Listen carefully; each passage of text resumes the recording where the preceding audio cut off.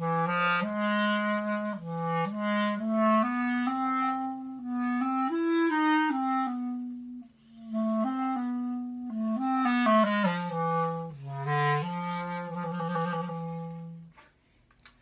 YouTube, this is my homemade Boehm system G Clarinet. Now of course I didn't make the whole thing. This instrument actually started its life out as a $130 Chinese G Clarinet that you can get on eBay or AliExpress or anywhere where you can buy instruments directly from China. So what I did to this instrument was I took off some of the keys and I replaced them with Keywork from a Boehm A Clarinet. So you can tell that these ring keys here are actually from a Boehm A Clarinet, and they just happen to fit. And this index finger ring key and thumb ring are actually from a B-flat Clarinet, and I had to bend them to get them to fit, and I had to install a thumb tube to get that note from a G, because that would normally be a G tone hole on a standard Albert system clarinet, in order to get it into an F sharp tone hole. I also had to fill in a little bit with glue. So with those modifications, this instrument now plays like a Boehm system instrument.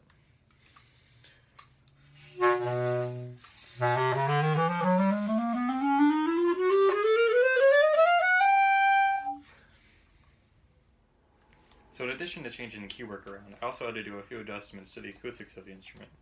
As you can tell, some of these tone holes had to be re-drilled and relocated. These tone hole chimneys are actually nylon bushings, which I use mostly because I was able to find them at a hardware store. Ideally, I'd want to use something like Delrin or ABS plastic. However, just for a prototype instrument such as this, it works fine, and there's no really good reason to swap them out now, so they're staying. One thing I definitely had to do to this instrument to get it to play in tune was the register tube. I don't know what it is with the register tube on these instruments, but they're drilled about a 64th of an inch too small, which not only causes the throat B flat to be flat, it also causes the upper register to play poorly. So after drilling that out to the right diameter, the instrument actually plays quite well in tune in the upper register. The biggest modification I had to do to the tone holes in the instrument was filling in this one tone hole for D in the lower register and A in the upper register. You can see that it's almost half filled in at this point, and that was just because that single note was so sharp. But filled it in and it worked. So other modifications I had to do, you can probably tell that the C trill key is missing on this instrument.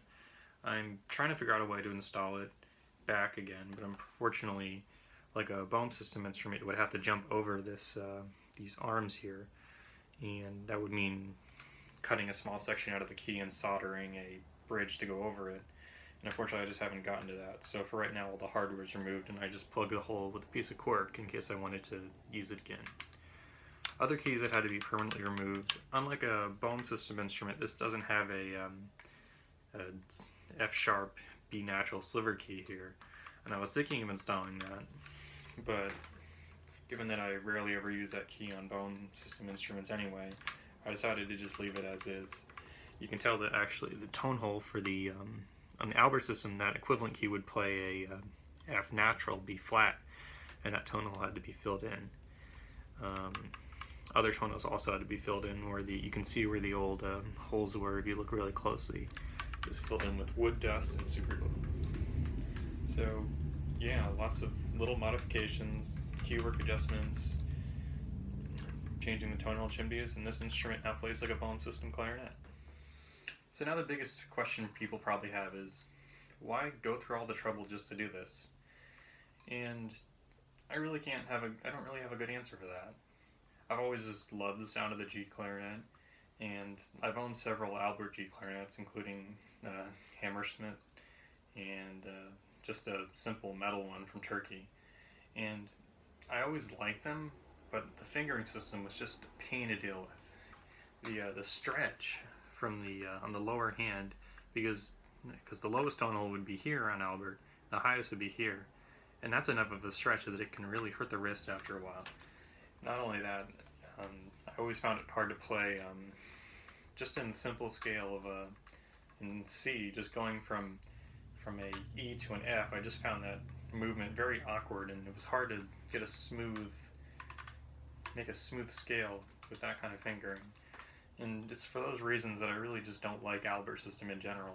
So I've always wanted a Boehm system G clarinet because I love the low sound of the G clarinet, but I just couldn't get used to the fingering.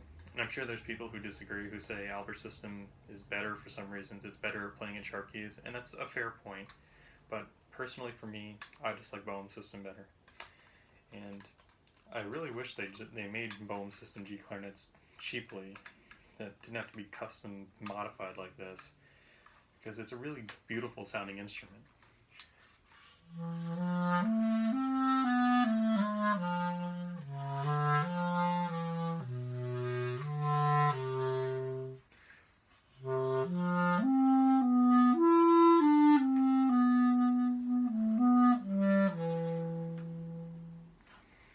I would say it almost has a sort of small bore basset horn kind of sound to it, yet you can still get the higher notes that you could on the smaller clarinets. Unfortunately, the one reason I guess you can argue against making these instruments is that there's just no music for them. The only real piece I know that even come close would be the Mozart Concerto, which was at least the first draft of it, which is originally written for G clarinet. However, that's also written for a basshead G clarinet, and this instrument only goes down to low E, so technically you really couldn't play it. So it's pretty much just an oddity at this point, but it's definitely a fun instrument. Great for improv. Could use it for jazz? I wouldn't. It's just a very unique instrument. Now, to give you a better idea of what it sounds like in the upper register, I'm just going to play a section from the first movement of the Mozart Clarinet Concerto. So here we go.